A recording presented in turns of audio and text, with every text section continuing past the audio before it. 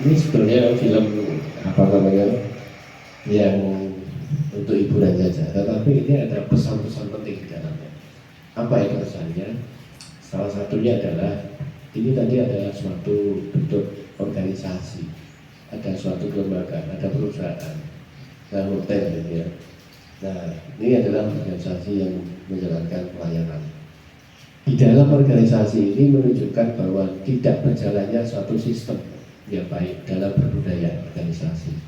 Di antaranya adalah bagaimana seseorang di dalam komunitas, di antaranya adalah mungkin rekrutmen, suatu bentuk keberlanjutan dari SDM yang ada ini tidak dijalankan dengan baik, sehingga apa yang menjadikan satu organisasi tadi nggak tercapai dalam hal memberikan pelayanan dengan baik.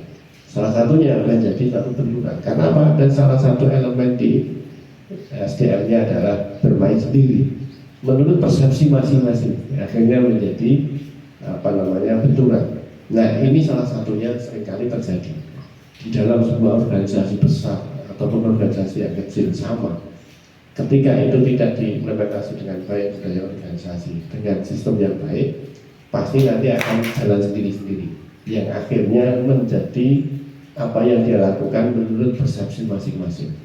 Nah, ini perlu kita rumuskan bersama. Makanya ketika ada satu sistem yang sudah ada, kemudian kita tinggal menjalankan sebagaimana sistem itu, maka ketaatan kita di dalam berorganisasi ini akan menjadikan suatu bentuk rel untuk menjadi bergerak bersama, sehingga tidak menimbulkan gesekan, bahkan benturan sampai menimbulkan bencana seperti itu. Nah, Bapak-Bapak sekalian, ini salah satu yang organisasi yang baik itu harus selaras dalam geraknya. Jadi gerakan yang terjadi itu harus selaras. Selaras itu tidak dalam berarti gerakannya dalam bentuk sama, yang kanan maju, yang kiri juga maju, enggak, harus ada pergantian. Ibaratnya kaki kita berjalan itu adalah kaki kanan maju, yang kaki kiri masih di belakang, tadi gantian. Nah, itu akhirnya selaras. Itu seperti itu. Lalu upaya apa yang harus dilakukan kita agar selaras? Ini yang harus menjadi satu pertanyaan yang perlu dijawab kita. Yang harus kita lakukan adalah membiasakan kita bersinergi.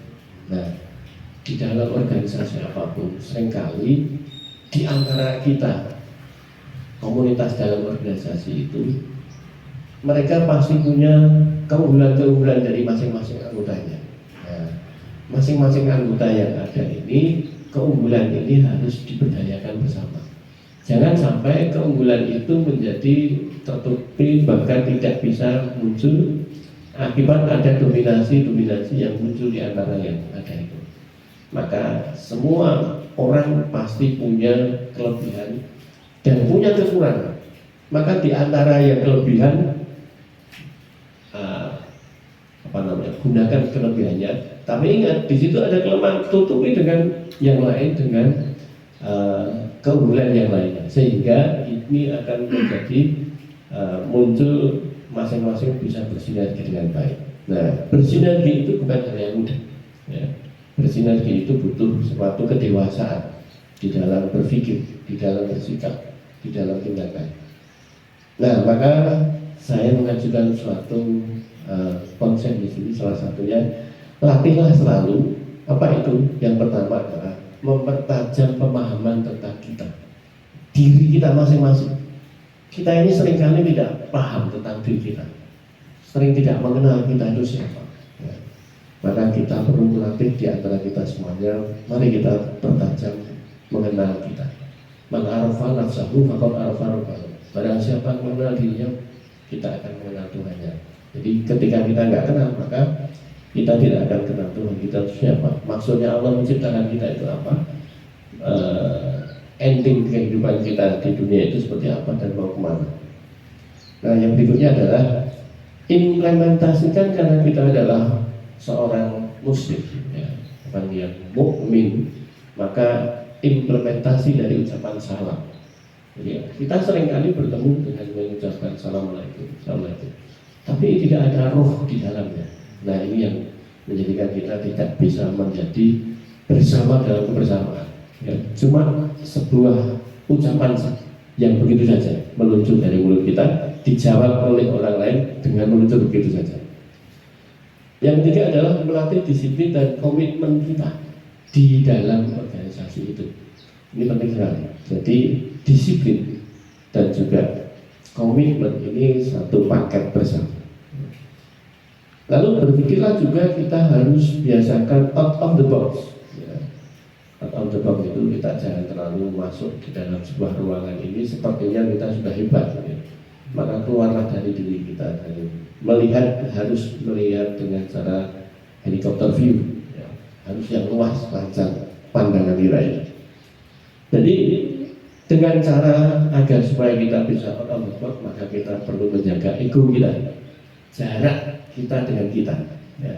Kita ini seringkali merasa kita hebat, kita paling ini paling itu. Nah ini kita harus eliminasi jarak dengan diri kita, harus kita batasi.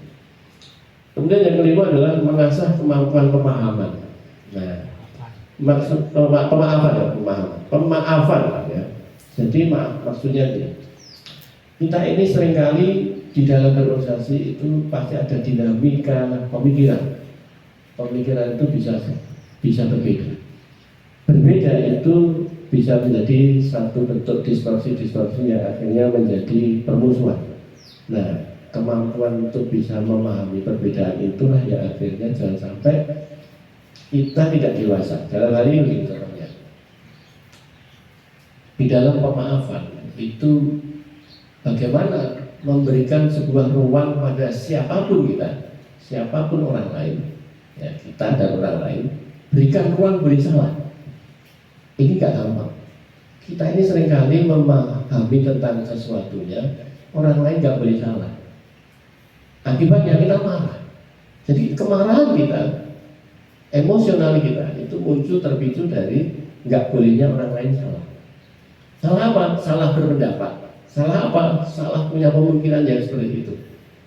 Jadi ini yang seringkali gontok-gontokan di dalamnya. Ini kan jadi bermasalah. Ya.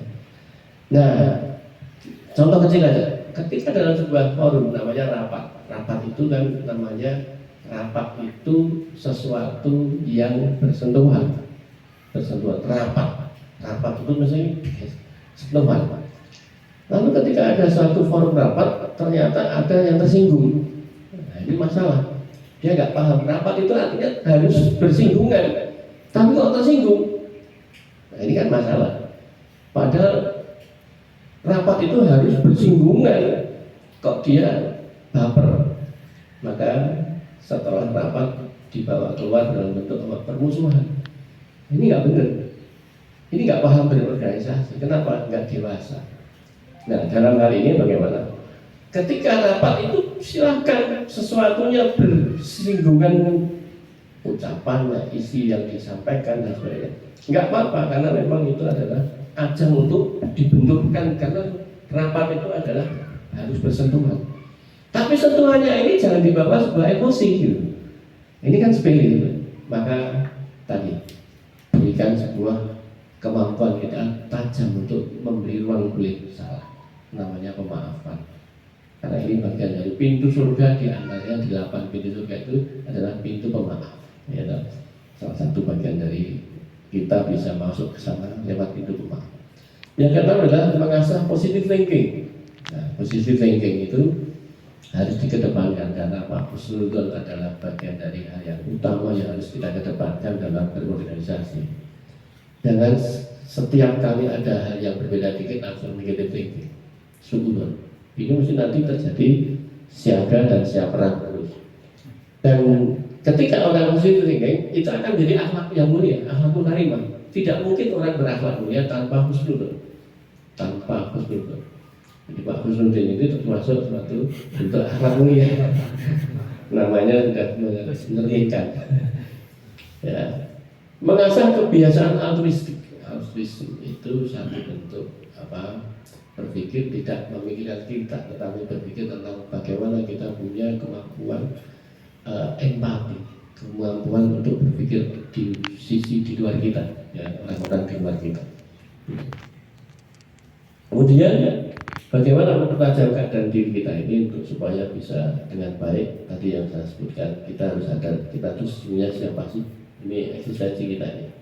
Jadi kita itu sebetulnya adalah makhluk yang dalam keadaan berjalan dengan stase kehidupan kita itu akan terjadi proses kembali. Perjalanan kita adalah innalillahi wa inna ilaihi rajiun. Jadi ini prinsip dasar kita harus sadar betul. Bagaimana kita ini punya sebuah pemahaman bahwa kita ini adalah bagian dari yang diciptakan Allah untuk kembali kepada Allah, dari akhirat kembali ke akhirat. Dan kita sekarang ada di dunia ini, ya, kemudian pasti akan mati. Belum nanti dari kodul maut. Posisi kita masih mati itu mempertanggungjawabkan apa yang kita telah berbuat, termasuk dalam organisasi kita. Ya. Dan agar supaya bisa selamat sampai di akhirat itu salah satunya adalah memahami kita itu siapa. Nah, kemudian yang berikutnya adalah tingkatkan kesadaran tentang pemahaman peran tentang kita ini, perannya apa. Ya. Kata awal-awal peran ini diantaranya kita hanya bersandiwara. Berorganisasi itu kita bersandiwara. Di dalam kehidupan kita juga bersandiwara. Karena itu bersandiwara itu ya jadilah pemeran yang terbaik, ya, supaya kita menjadi dapat reward, ya, kalau dalam konteks Piala Citra itu dalam perfilman. Tapi kalau dalam konteks hidup kita ini ya pahala diantaranya adalah untuk bisa masuk ke surga, ketemu dengan Allah, gitu. Kemudian ini salah satu bagian yang menjadi quote yang pernah saya tulis, ya. Pencapaian sukses yang kita raih saat ini merupakan hasil kontribusi banyak orang yang dengan kerelaan hati menempatkan pundaknya sebagai tempat pijakan kita untuk sukses. Ya, kita itu seringkali naik suatu karir atau berorganisasi bisa mencapai puncak dan sebagainya itu karena menginjak siapa yang kita injak, dan ada orang lain yang rela untuk diinjak. Ya, guru-guru kita itu adalah orang-orang yang rela untuk diinjak, ya, untuk menyediakan dirinya untuk supaya kita tepat untuk berpijak.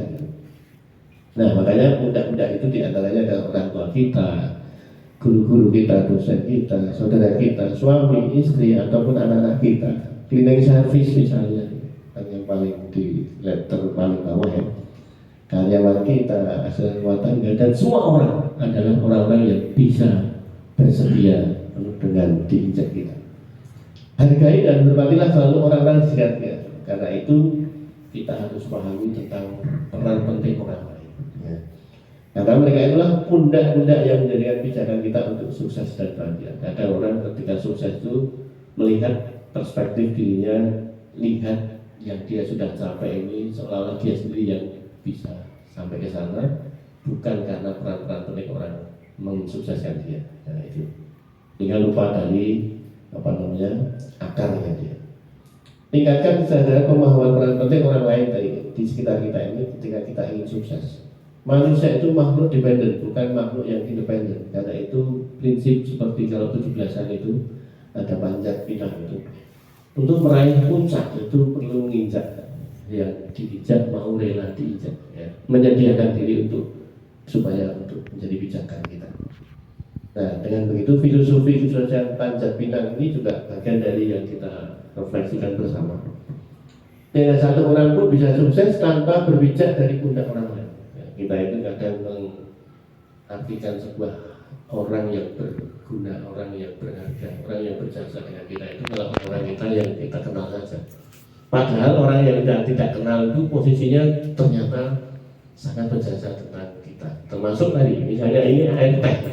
Teh ini ternyata yang kita kenal, yang menyajikan tehnya, yang kita kenal. Padahal di balik itu teh ini petani yang teh, kemudian yang melupuk teh dan yang kuli membawa panenan sampai menjadi teh, kita nggak kenal, itu tidak kita hargai. Karena itu ketika kita ketemu dengan siapapun orang adalah orang yang berharga. Begitu kita memikirkan orang itu berharga, maka kita melihat bahwa dia adalah orang yang harus kita hormati. Nah, siapapun orang yang ada harus kita hormati karena semua adalah orang yang berharga. Nah, implementasi dari ucapan salam itu apa?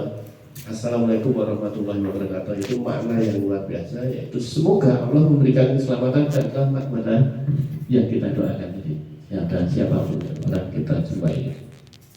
Ini ucapan doa yang dalam konteks doa inilah kata semoga ini artinya saya berharap dengan sungguh-sungguh. Maka kalau dengan demikian, ketika kita ini dengan siapapun orangnya, tidak sekedar hanya assalamualaikum itu menunjuk dan mulut kita, tapi interaksi hati kita ketika ketemu dengan seseorang, setelah kita mengucapkan itu, maka kita selalu berdoa dan mendoakan orang tersebut. Bagaimana ketika kita mendoakan sebuah kebaikan pada orang itu, kalau kita nggak punya rasa lego? Nggak mungkin orang bisa mendoakan orang itu dengan baik kalau nggak punya rasa lego, betul atau tidak? Jadi kalau kita tidak punya rasa legowo, rasa mencintai, rasa perhatian, justru kalau kita memendam rasa benci, hitungannya elek, betul nggak? Kita seringkali berorganisasi, tapi ternyata saling cuket hati itu Pak, saling gampang putus asa, gampang congkrah itu. Ini gimana mau salam ini kita tegakkan? Jadi mari kita racuk sebuah ikatan di dalam organisasi kita itu dengan implementasi salam ini, sehingga selalu menjaga orang lain adalah bagian dari yang harus kita doakan dengan kebaikan. Makanya kekuatan salam ini menghasilkan sinergi hati. Kita memang ketemunya fisik, tapi hati kita harus bersinggungan, harus bersama dalam kebersamaan. Karena itu amalan-amalan itu tidak boleh lepas dari amalan hati. Terjadi empati tingkat yang dasar, membangun landasan rasa saling percaya. Ya. Kalau tidak ada trust, gimana mungkin kita bisa bersama? Mendapatkan energi membangun bagaimana kita bisa silaturahmi, menyambungkan tali rahim di antara rahim-rahim ibu-ibu masing-masing kita, sehingga kita adalah bagian dari yang berbeda rahim tapi ternyata adalah satu rahim. Mereka yang beriman dan melakukan amal kebaikan, Allah Maha Pemurah akan mengaruniakan mereka kasih sayang. Ini dalam Quran surat Maryam 96 ya. Nah, yang berikutnya, bagaimana kita implementasi untuk disiplin dengan komitmen. Jadi komitmen ini sebagaimana di dalam Quran surat Al-Fatih ayat 10. Sungguh orang-orang yang berjanji setia kepadamu tiada lain dari berjanji setia kepada Allah. Allah meletakkan tangannya di atas tangan mereka. Tetapi barang siapa melanggar janji, tiada lain dari melanggar janji terhadap dirinya sendiri. Dan barang siapa menepati janji yang dijanjikannya kepada Allah, Allah akan memberikan pahala berkelimpahan. Kita seringkali berjanji itu enak sekali untuk tidak kita membayar janji itu. Ya. Padahal janji adalah hutang. Ya. Ketika kita berjanji, janjilah dengan niat karena Allah. Dan yang berikutnya adalah ketika kita berjanji itu adalah suatu bentuk membangun komitmen. Karena sebuah komitmen itu bisa terlihat bagaimana kita meneguhkan janji itu dengan realisasi yang ada.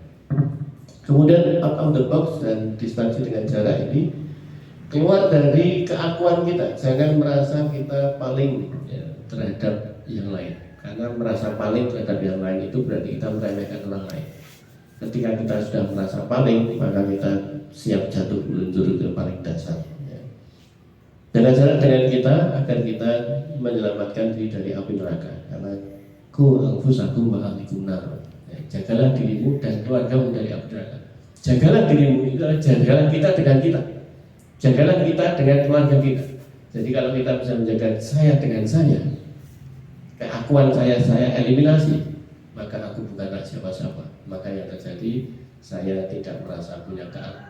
Iblis itu makhluk yang punya ketauhidan yang luar biasa, tetapi satu yang tidak dimiliki iblis, yaitu salah satunya apa itu? Dia keakuannya tinggi sehingga sombong. Nah, kesombongan inilah yang melemparkan dia dari sebuah kemuliaan, jadi terhinakan. Karena itu ketika kita menjadi manusia, yang namanya manusia kehilangan sebuah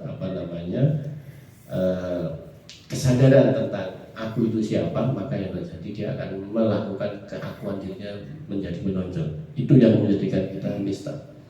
Di dalam Quran surat Al-Hasyr yang artinya, hai orang-orang yang beriman, bertakwalah kepada Allah, hendaklah setiap orang memperhatikan perbuatan apa yang telah dilakukannya sebagaimana persediaan untuk hari esok. Artinya kita menyiapkan sanggup ke depan kita, maka persiapan yang diperlukan adalah bertakwalah kepada Allah.